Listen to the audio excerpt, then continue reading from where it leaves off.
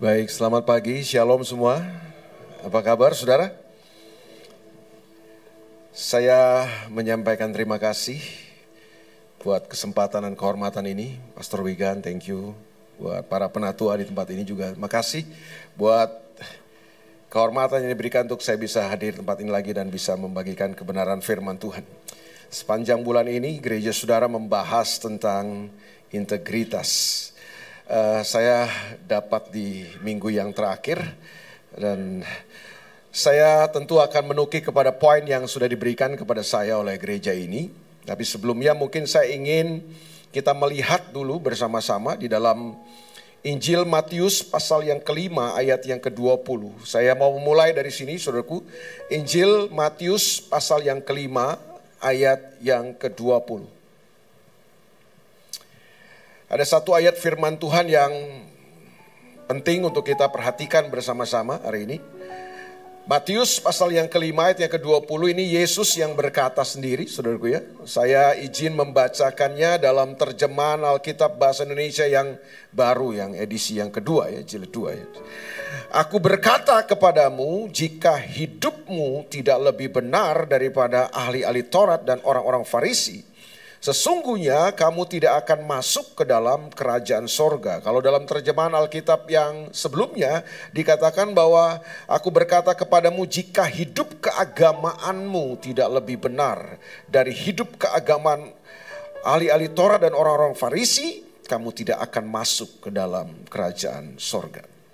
Musuh terbesar sebenarnya dari kekristenan bukanlah kerajaan kegelapan sebenarnya. Saya pikir kerajaan kegelapan kuasanya sudah dikalahkan oleh kematian dan kebangkitan Yesus. Setuju Bapak Ibu? Ya. Kita nggak pernah gentar lagi dengan kuasa setan. Kenapa? Karena kita tahu kuasa setan telah dihancurkan, telah dikalahkan oleh kuasa kebangkitan Yesus. Tapi yang paling berbahaya dari ini daripada setan kan bukan kuasanya. Yang berbahaya dari setan itu adalah tipu dayanya. Itu sebabnya Rasul Paulus mengingatkan jemaat Tuhan di Efesus supaya ambillah selengkap senjata Allah supaya kamu dapat melawan atau kamu dapat bertahan melawan tipu daya daripada si iblis.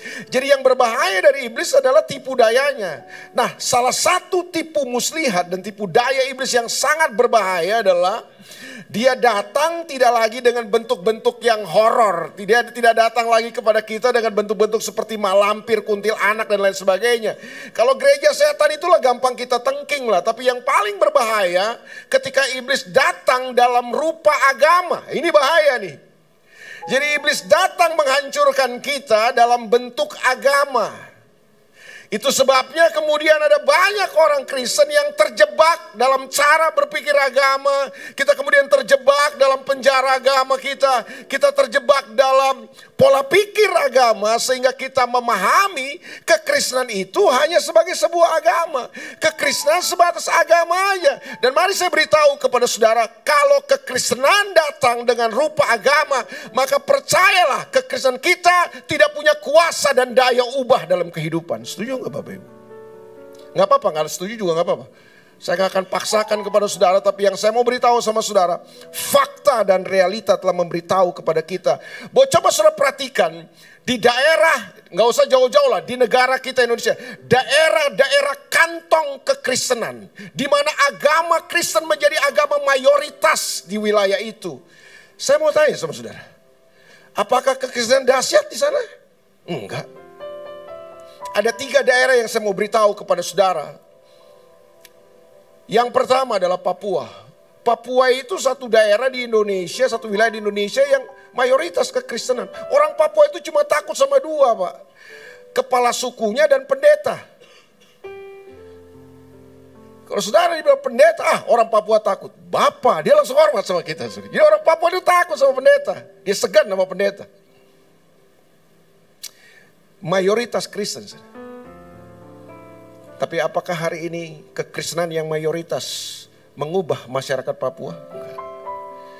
Pemerintah udah gelontorkan uang banyak di Papua sejak otonomi daerah khusus diberlakukan. Saya nggak tahu udah berapa triliun yang sudah diguyur pemerintah ke daerah ini. Tapi orang Papua hidup sebagian besar masih dengan mentalitas yang di bawah. Mereka bukan bodoh, kalau menurut saya bukan bodoh. Sebodoh dalam arti kata intelektualitas. Tapi yang berbahaya adalah mentalitas mereka. Beberapa kali oleh anugerah Tuhan saya berkunjung ke sana. Dan saya mulai melihat betul, orang Papua bukan orang bodoh.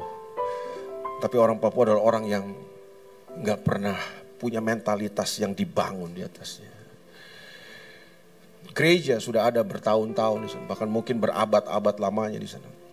Tapi kekristenan yang mayoritas gereja yang sudah ada berabad-abad lamanya tidak pernah mengubah masyarakat Papua. Sudah kasih orang Papua 100 juta sehari habis, Pak. Bukan karena mereka bodoh. Cara hidup mereka yang tidak pernah berubah. Sudah banyak hamba-hamba Tuhan misi yang datang ke sana.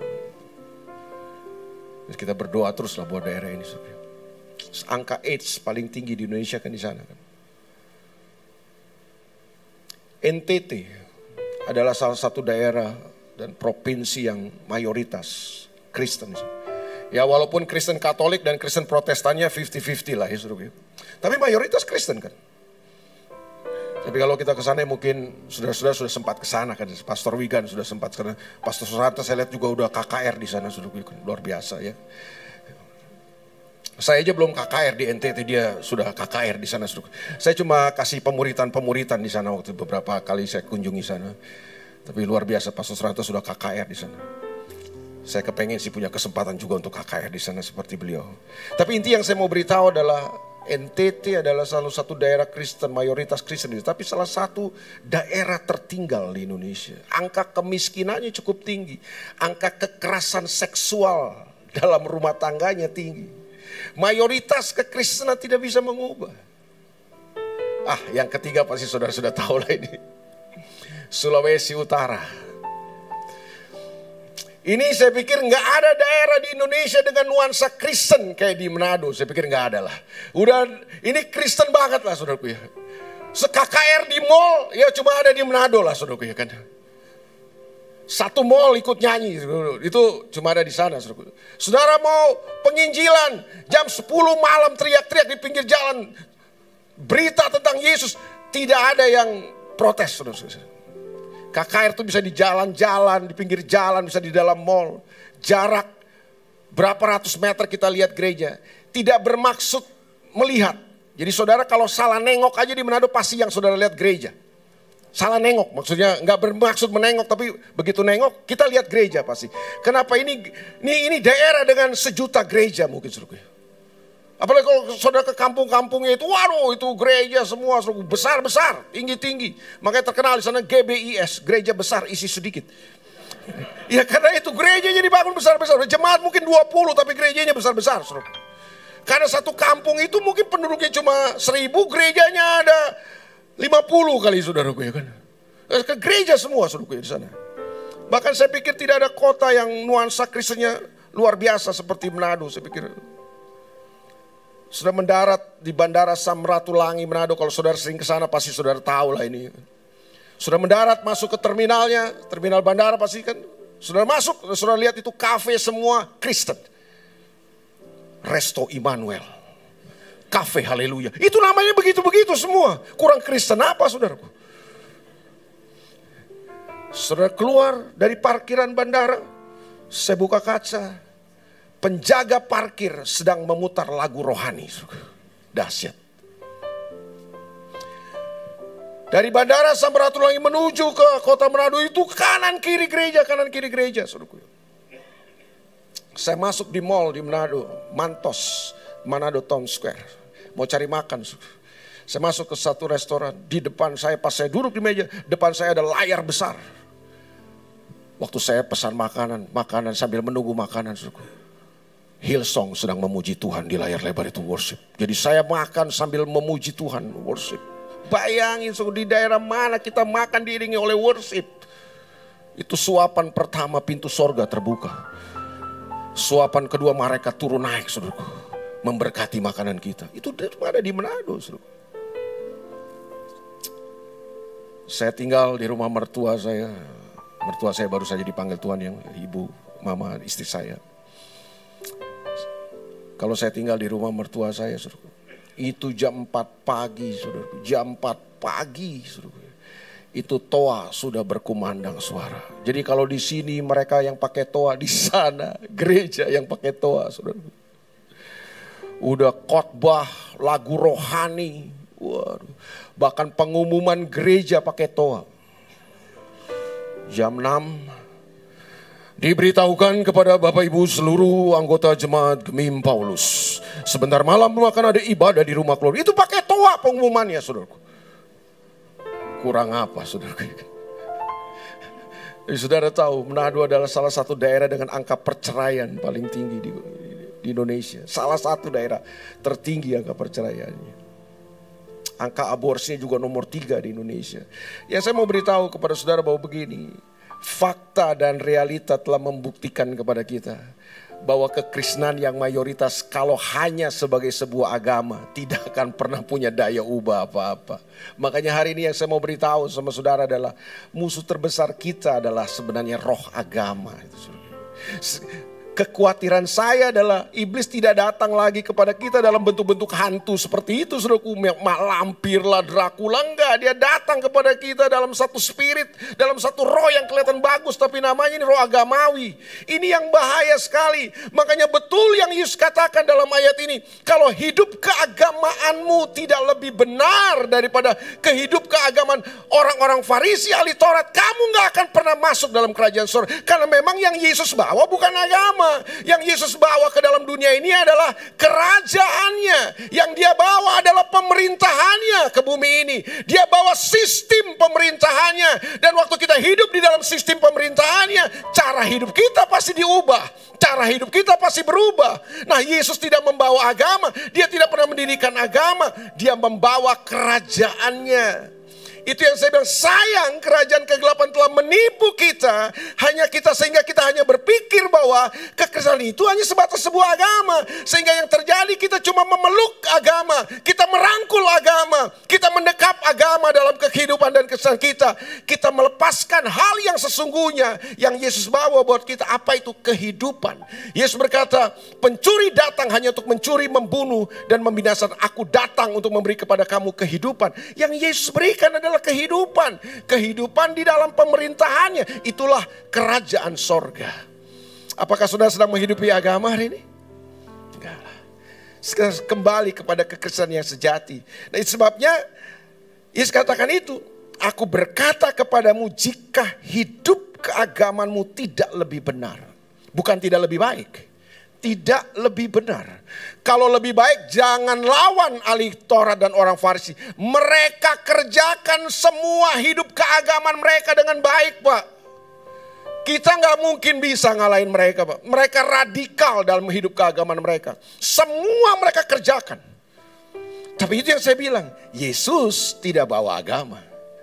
Makanya kalimat ini sebenarnya, kata itu sebenarnya dalam bahasa aslinya dipakai kata dikausune. Jadi hidup keagamaanmu bukan hidup keagamaan itu sebenarnya. Jadi maksudnya gini, kalau kebenaranmu itu maksudnya dipakai kata dikausune itu. Terjemahan bahasa Inggris menggunakan kata righteousness.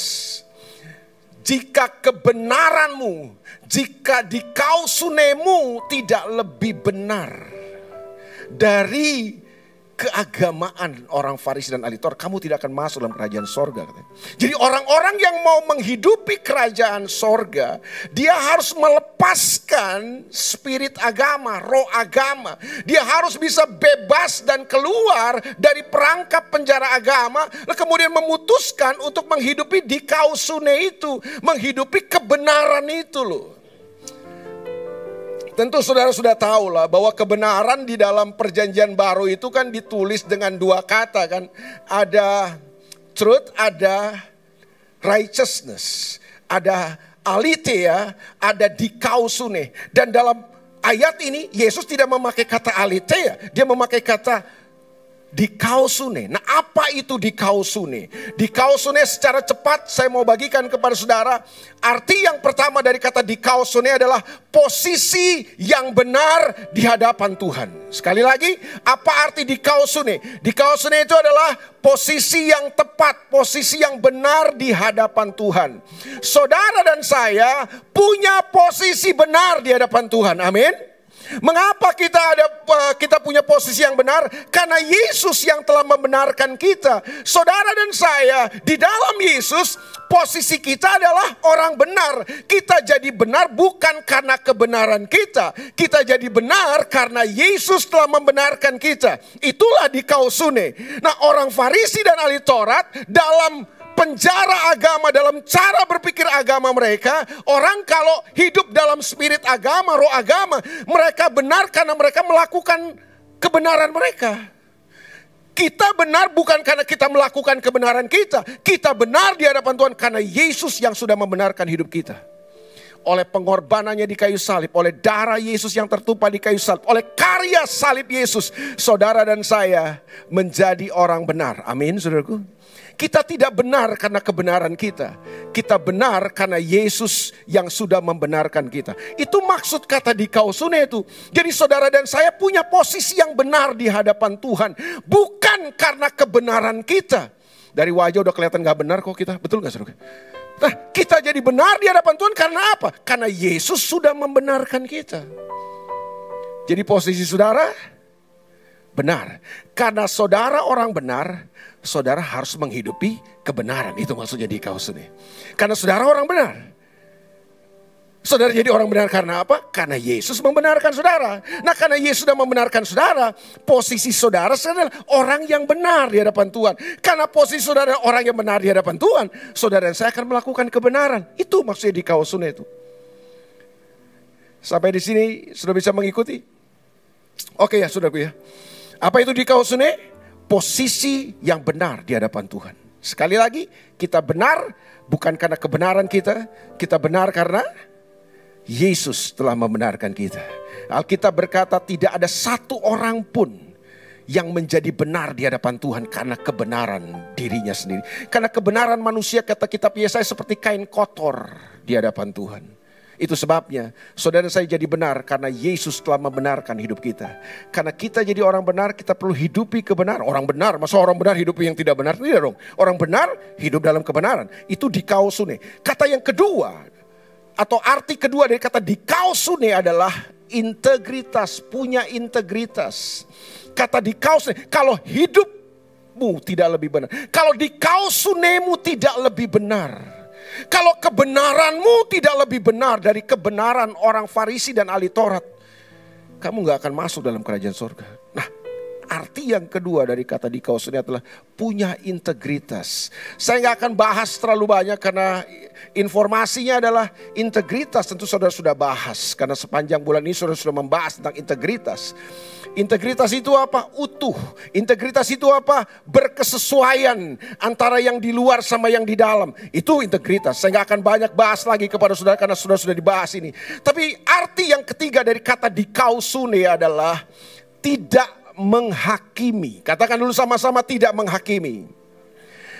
Menghakimi itu apa?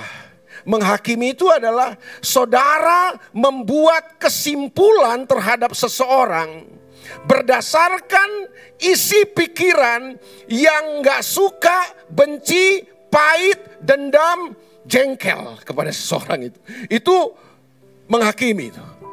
Nah, orang Farisi dan ahli Taurat seringkali terjebak pada hal itu. Mereka gampang sekali menghakimi, membuat sebuah kesimpulan terhadap seseorang, memberi penilaian yang final kepada seseorang hanya berdasarkan isi pikiran mereka yang gak suka, yang benci, yang jengkel, yang kecewa dengan seseorang itu. Itulah orang-orang yang hidup dalam agama tuh kayak gitu. Agama akhirnya banyak membuat kita terjebak pada penghakiman. Jadi kalau sudah hidup dalam dikausune, saudara hidup dalam kebenaran Tuhan, kita gak akan jadi orang yang gampang membuat kesimpulan akhir buat seseorang. Karena kita tetap meyakini bahwa begini, ada anugerah Tuhan buat setiap orang. Amin. Ada proses-proses Tuhan, ada waktu yang Tuhan berikan. Oke, hari ini dia salah, oke hari ini dia tidak benar. Tapi siapa tahu minggu depan Tuhan punya anugerah buat dia, Tuhan memproses dia, Tuhan membentuk dia, dan dia bisa berubah. Orang-orang yang hidup dalam dikausune gak akan hidup dalam penghakiman. Karena dia mengerti bahwa begini, selalu ada anugerah Tuhan yang sanggup mengubah kehidupan seseorang. Jangan buat kesimpulan akhir terhadap seseorang.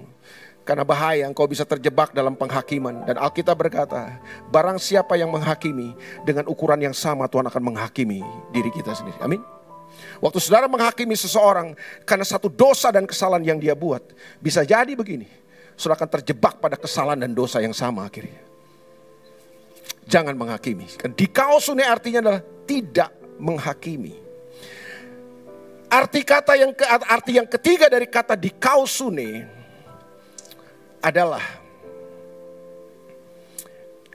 arti yang berikutnya dari kisah adalah gini, berbuat baik. Jadi kata dikausune itu posisi yang benar, integritas, tidak menghakimi, dan arti yang lain daripada kata dikausune adalah kita berbuat baik. Jadi perbuatan baik itu merupakan arti kata daripada dikausune. Tepatnya begini, dikausune artinya adalah perbuatan baik yang benar. Nah, itu lebih tepat tuh. Apa saudara? Perbuatan baik yang berarti ada perbuatan baik yang tidak benar. Nah, perbuatan baik yang tidak benar, itulah perbuatan baik yang sering dilakukan oleh orang Farisi dan ahli Taurat. Perbuatan baik yang di belakangnya punya kepentingan untuk dirinya sendiri. Perbuatan baik yang dilakukan didasarkan pada gini, keuntungan dan kepentingan diri sendiri. Bisa aja untuk dipuji, bisa aja untuk supaya sekedar dilihat orang, dan lain sebagainya. Atau gini, kita berbuat baik supaya orang bisa berbuat baik lagi sama kita. Enggak, kita enggak akan seperti itu. Orang yang hidup dalam dikausune adalah orang-orang yang mahir berbuat baik, rajin berbuat baik, tahu berbuat baik, tapi perbuatan baik yang benar. Perbuatan baik yang tidak ada embel-embel di belakangnya. Perbuatan baik yang sama kualitasnya dengan perbuatan baik yang Tuhan kerjakan buat hidup kita. Saya tanya sama saudara, Tuhan baik buat saudara? Aminnya lemah ya, kurang baik Tuhan ya. Tuhan baik buat saudara? Terus saudara pernah tidak baik sama Tuhan? Sering lah, bukan pernah. Pernah kita jahat sama Tuhan? Kita hianati dia? Sering kan? Tapi Tuhan berubah baik? Enggak kan, Tuhan enggak berubah kebaikannya. Nah, kebaikan itu yang Tuhan mau kita pertontonkan dalam kehidupan. Dikausune itu perbuatan baik yang benar. Perbuatan baik yang enggak punya embel-embel di belakangnya. Perbuatan baik yang lahir daripada ketulusan. Perbuatan baik yang lahir dari Roh Kudus mengerjakannya dari dalam kita. Iya kan? Perbuatan baik yang kita kerjakan bukan untuk dipuji, bukan untuk dibalas oleh orang. Ada orang-orang yang berbuat baik supaya dibalas sama orang. Begitu nggak dibalas, kita kecewa. Kita nggak mau berbuat baik lagi. Ada berapa banyak orang tuh berbuat baiknya kapok. Kapok berbuat baik, kenapa? Karena kita berbuat baik bukan karena perbuatan baik yang benar. Saudara pernah dengar gak orang ngomong gini? Gua ini orangnya baik loh, tapi jangan coba-coba jahatin gua. Kalau ada orang yang berani jahatin gua bisa lebih jahat dari dia. Pernah dengar gak itu? Di sini gak ada. Karena di sini semua dikausune. Amin. Tapi banyak orang di luar sana kayak begitu. Saya kadang-kadang kalau ngelihat orang yang begini ya, saya bingung, dia ini orang baik apa bukan sih? Kok baik? Enggaknya dia tergantung gitu loh. Enggak dong, orang mau bikin apa aja sama kita akan tetap baik. Amin. Dan kebaikan yang kita kerjakan bukan supaya kita dipuji orang. Kebaikan yang kita kerjakan bukan supaya kita masuk sorga. Kebaikan kita tidak membawa kita masuk sorga. Enggak ada orang yang bisa masuk sorga karena kebaikannya. Setuju gak Bapak Ibu? Nggak setuju ya? Ya ada sih yang ngajarin, ada perbuatan baik bisa membawa orang masuk, ada. Tapi saya sebagai hamba Tuhan yang tetap meyakini tidak ada perbuatan baik manusia yang bisa membawa manusia masuk surga. Kita berbuat baik bukan supaya kita masuk surga. Kita berbuat baik karena kita punya Tuhan yang baik. Dan Tuhan yang baik itu ada di dalam kita. Karena Tuhannya dalam kita, kebaikannya dalam kita. Nah, kebaikan yang di dalam kita inilah yang kita manifestasikan keluar. Saya ulang sekali lagi. Perbuatan baik kita bukan supaya kita masuk surga. Kalau ada perbuatan baik manusia yang bisa membawa manusia masuk surga, Yesus gak perlu mati di kayu salib. Ngapain? Diajar berbuat baik aja orang. Ngapain dia mati di kayu salib? Ngapain dia digantung? Ngapain dia disiksa? Suruh aja orang berbuat baik, kan bisa masuk surga. Itu yang saya bilang. Perbuatan baik kita bukan supaya kita masuk surga dong. Perbuatan baik kita adalah manifestasi daripada kebaikan yang Tuhan sudah taruh dalam diri kita. Saya sudah mengalami kebaikan Tuhan? Yakin? Sudah mengalami kebaikan Tuhan? Harusnya saudara orang yang mahir menyatakan kebaikan. Makanya gini, kalau saudara judes, saudara jutek, saudara pelit, gak cocok saudara. Kasih tahu sampai gini, lu kalau judes, jutek gak cocok. Kita gak cocok jadi orang jahat, kita gak cocok jadi orang pelit, kita gak cocok jadi orang judes bu. Gak cocok kita, kenapa? Karena kita adalah orang yang telah menerima kebaikan Tuhan. Di kausune adalah, kita akan jadi orang-orang yang menghidupi kebaikan. Tapi kebaikan yang benar. Kebaikan yang bukan untuk dipuji, bukan untuk dibalas. Kebaikan bukan untuk supaya kita bisa masuk surga. Bahwa perbuatan baik kita akan menyertai kita sampai kekekalan, yes. Tapi bukan syarat untuk kita masuk surga. Saya tetap meyakini, kalau kita bisa ke surga itu hanya karena kasih karunia Tuhan. Efesus 2 ayat 8 dan 9 nggak bisa dibantah lagi itu. Amin saudara. Nah, saya khawatir hari ini gereja telah miskin dengan kebaikan hari ini. Kenapa? Karena kita terjebak dalam spirit agama. Kita terjebak dalam penjara agama. Sehingga kita gak jadi gereja yang mahir dengan melakukan kebaikan. Gak enak lah mau ngomongnya, tapi saya mesti sampaikan kepada saudara. Saya khawatir hari ini gereja tidak lagi diurapi oleh Roh Kudus. Setahu saya, kalau gereja diurapi dengan Roh Kudus, itu akan menjadi gereja yang mengerjakan kebaikan. Multimedia bisa tolong saya, bantu saya, tiba-tiba ingat aja ayat ini. Kisah Rasul pasal yang ke-10 ayat yang ke-38. Kisah Rasul 10 ayat 38.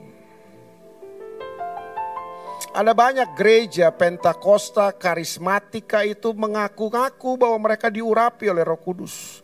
Mereka penuh dengan Roh Kudus, bahasa roh lah dan segala. Saya tidak anti dengan bahasa roh. 17 tahun saya bertobat, saya terima Yesus, saya langsung penuh Roh Kudus. Saya berbahasa roh mulai umur 17 tahun. Sampai hari ini saya masih berbahasa roh. Tapi saya meyakini bahwa Roh Kudus mengurapi kita bukan supaya kita sekedar berbahasa-bahasa roh aja dong. Dia mengurapi kita untuk apa? Yaitu tentang Yesus dari Nazaret. Bagaimana Allah mengurapi dia dengan Roh Kudus dan kuat kuasa. Dia yang berjalan berkeliling sambil berbuat baik dan menyembuhkan semua orang yang dikuasai iblis. Sebab Allah menyertai dia. Roh Kudus mengurapi Yesus. Membuat Yesus gak bisa berdiam diri. Dia gak hanya berpaku tangan diam di satu tempat, satu gedung yang megah. Enggak. Yesus pergi Pak. Dia berjalan keliling. Sentuh orang dengan kebaikan. Itulah Roh Kudus mengurapi dia. Supaya apa? Dia punya kekuatan dan kemampuan, ability untuk menyentuh orang dengan kebaikan. Saya khawatir hari ini gereja bukan lagi diurapi oleh Roh Kudus, gereja diurapi oleh roh persaingan, Pak. Sehingga yang terjadi gini, kita habiskan semua daya, dana, uang kita, energi kita cuma untuk bangun gedung yang megah. Kita gak pernah sentuh orang di luar sana yang sedang susah. Bangsa ini sedang susah Pak. Jutaan orang yang lagi nganggur, gak punya kerjaan, makan susah Pak. Terus gereja berlomba-lomba siapa yang paling besar? Itukah tujuan Roh Kudus mengurapi kita? Ya enggak lah. Makanya pengertian relevan, saya sudah sampaikan sama Pastor Wigan. Saya nggak tahu lah Pastor Wigan setuju apa enggak. Ya kita nggak harus sama kan. Tapi menurut saya relevan saya adalah gereja harus relevan, yes. Tapi relevan bukan tren dunia dong. Kita nggak relevan dengan tren dunia. Kita bukan cuma sekedar melakukan apa yang dunia bikin. Kita pindahin ke gereja, enggak dong. Relevannya kita, nyambungnya kita harusnya dengan kehendak Tuhan pada generasi ini. Enggak ya? Relevannya menurut saudara apa? Ruang ibadah kita suram, gelap, temaram supaya lebih ikut tren? Enggak lah, kita enggak relevan sama tren dong. Kita harus relevan sama kehendak Tuhan pada generasi ini. Apa yang Tuhan mau kita kerjakan pada generasi ini? Harus itu yang kita kerjakan. Membangun apa yang Yesus bangun. Merobohkan apa yang Yesus robohkan. Menyukai apa yang Yesus sukai. Membenci apa yang Yesus benci.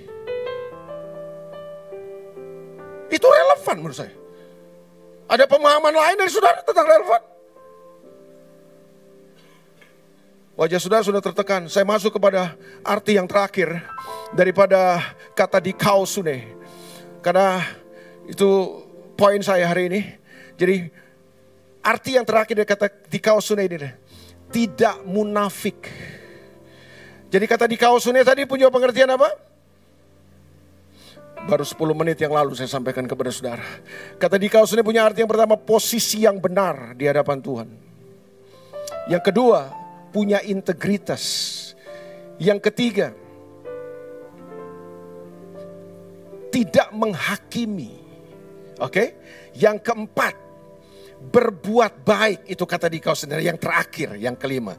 Saya selalu hari ini senang datang dengan 5. Karena 5 itu Pancasila, dasar negara kita kan 5. Kita 5. Luka Yesus juga ada 5. Jadi 5 aja saudaraku ya. Oke ya. Yang kelima arti kata dikausune adalah tidak munafik. Apa itu munafik? Terjemahan bebasnya adalah muka nabi pikiran kotor. Itu terjemahan bebas sekali saudaraku ya. Tapi munafik itu kan, makanya Yesus kasih tahu waspadalah terhadap ragi kemunafikan ahli Taurat dan orang Farisi. Jadi ada satu ragi yang Yesus harus kita waspada, namanya apa? Kemunafikan. Dan kemunafikan itu dipakai kata dalam bahasa aslinya adalah hipokretes. Dari kata hipokretes itu muncul kata hipokrit. Itu artinya apa sih saudara hipokretes itu? Jadi pada zaman dulu saudara, tentu seni peran belum semaju sekarang. Kalau sekarang sudah ada layar lebar dan lain sebagainya saudara. Zaman dulu itu seni peran masih sangat sederhana. Dikerjakan oleh pemain-pemain sandiwara yang keliling kampung Pak. Keluar kampung, masuk kampung, mereka mainkan peran ya, menghibur dengan ya panggung kecil-kecilan. Lalu kemudian ada satu orang yang memegang peran, apa aja diperankan sama dia. Jadi seorang ini dia bisa jadi penjahat, dia bisa jadi orang baik. Nah itu sebabnya modalnya apa? Topeng. Modalnya apa? Kedok itu topeng ya. Kalau dia lagi jadi orang jahat, dia pakai ambil topeng yang orang jahat. Dia pakai dengan suara yang sangat dibuat jahat gitu. Nanti tiba-tiba dia harus memerankan orang baik lagi, dia ambil topeng yang lain. Dia akan jadi orang yang baik. Kalau dia lagi sedih, dia akan ambil topeng wajah sedih. Dia dengan suara yang lirih sedih. Dan begitu dia harus memerankan seorang yang bergembira, bersukacita, dia ambil topeng lagi. Jadi itu kata hipokretes itu dari situ saudaraku. Jadi pemain panggung, pemain sandiwara di panggung yang berjalan keliling dengan menggunakan topeng yang banyak untuk memerankan. Nah dari kata itu tuh muncul kemunafikan. Nah itu yang saya bilang, kenapa kemunafikan ini bahaya? Karena kemunafikan ini adalah sesuatu yang paling dibenci oleh Tuhan. Nah kabar buruknya buat saudara adalah agama. Saya ulang sekali lagi, agama adalah tempat terbaik untuk kemunafikan berkembang biak. Saya ulang sekali lagi, agama adalah tempat terbaik untuk kemunafikan itu berkembang biak. Makanya gini, kalau kekesan kita cuma terjebak pada agama, kita punya potensi besar untuk jadi orang-orang yang munafik Pak. Secara cepat saya mau bagikan kepada saudara apa itu kemunafikan. Kemunafikan adalah hidup yang memakai topeng, bersandiwara, penuh kepalsuan. Itu hidup yang munafik. Di gereja haleluya, di luar halelupa. Di gereja kita shalom, di luar kita sialan.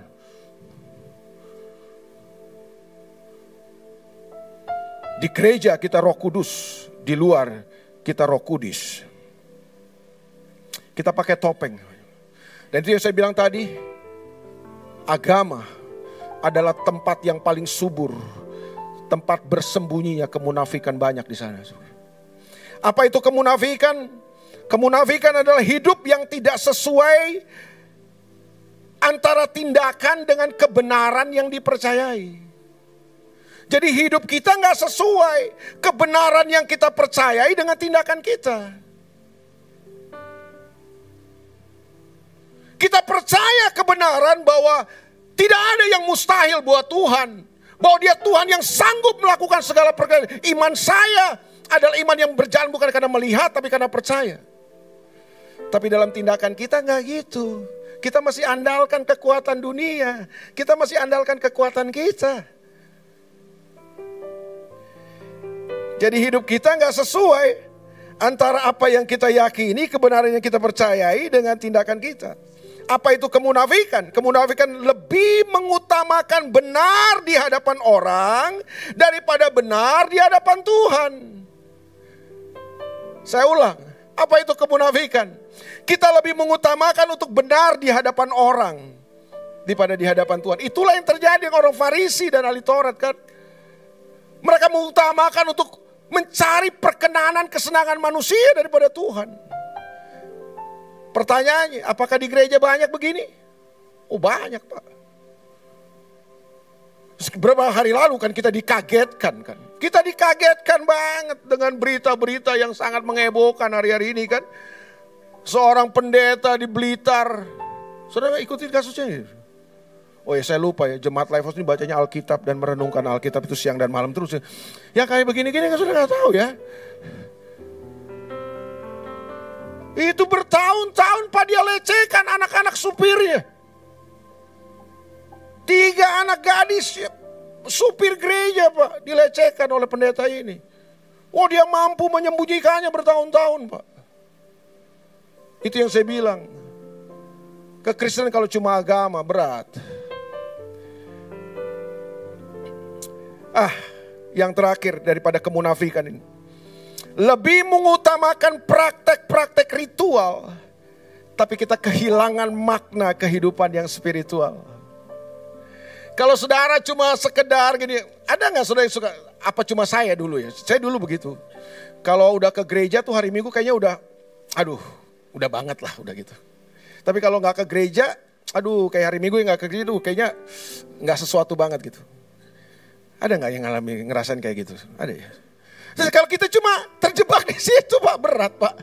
Seagama orang agama itu, ya ini, lebih mengutamakan praktek ritual, tapi kita kehilangan kehidupan yang supranatural itu gitu. Kita ibadah, oke? Kita hari ini kan ibadah. Kita tuh kadang-kadang senang kan ibadah kan, orang Kristen senang ibadah kan. Tapi kadang-kadang kita kehilangan makna yang sejati daripada ibadah itu sendiri. Kita nyanyi luar biasa tapi dalam kehidupan kita hancur. Ibadah yang sejati adalah mempersembahkan kehidupan kita yang kudus dan yang berkenan kepada Allah. Harusnya waktu saudara di tempat kerjaan, waktu saudara di tempat usaha, saudara di rumah jadi suami, saudara di rumah jadi ayah. Itulah sebenarnya ibadah kita kan. Kalau ibadah kita cuma pandang sebagai sebuah ritual, kita sempit akhirnya. Dan di situ itu yang saya bilang, tersembunyi dan tersimpan semua kemunafikan kita. Mari hari ini saudara, keluarlah dari penjara agama saudara. Keluarlah dari cara berpikir agama saudara. Kembalilah kepada dikausune. Kembalilah kepada kehidupan yang benar di hadapan Tuhan. Dalam kerajaan Allah. Buang semua spirit agama. Supaya saudara jadi orang-orang yang tidak munafik dalam kehidupan. Kebenaran yang saudara yakini. Dengan tindakan saudara sesuai. Amin. Ibadah-ibadah saudara nggak hanya terjebak pada ritual. Tapi ibadah kita akan kita buktikan, akan kita kerjakan dalam seluruh kehidupan kita di luar sana. Ada orang-orang Kristen, anak-anak Tuhan yang di gereja begitu rohani kelihatannya. Tapi kalau kita maki-maki pembantu, supir kita, karyawan kita yang kita anggap mungkin hidupnya tergantung dari kita. Waduh, kita maki-maki seenak jidat kita aja. Kayaknya dia gak ada harganya lagi hidupnya. Bertobat Pak yang begini-begini nih. Saya cuma mengerjakan ritual kah? Enggak lah. Ibadah kita harus ibadah dalam kehidupan. Amin. Karena wajah saudara sudah tertekan. Saya akhiri saudara. Tuhan memberkati Bapak Ibu Saudara. Selamat menjadi orang-orang yang menghidupi di kausune dalam kehidupan kita. God bless you. Mari kita bangkit berdiri. Kita datang sama Tuhan. Tim musik. Saya bisa ada satu lagu, Pastor Wigan boleh satu lagu ya? Oke. Yes, saya minta ada G ya. Ada G ya. Kaulah segalanya di dalam hidupku, kerajaanmu, kebenaranmu itu bagianku. Kaulah yang ku pandang selama hidupku, mengasihimu, memuliakanmu, Bapa dan Raja. Saya berdoa buat gereja ini, supaya gereja ini gak cuma jadi gereja yang nampaknya besar, tapi dampaknya besar. Kita gak cuma membangun apa yang nampak, kita mau membangun sesuatu yang berdampak buat orang-orang di sekitar kita.